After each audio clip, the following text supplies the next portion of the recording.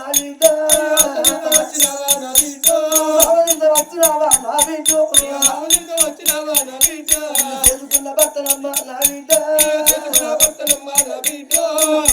చెప్పదబ్బా నా బిడ్డ నిన్నల్ల కొట్టినారా నా బిడ్డ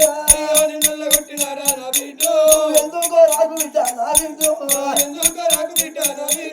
పాడుబడ్డ గుళ్ళలోన నా బిడ్డ పూజాది గంట ఉన్నావు నా బిడ్డ వచ్చిన సంగత నా బిడ్డ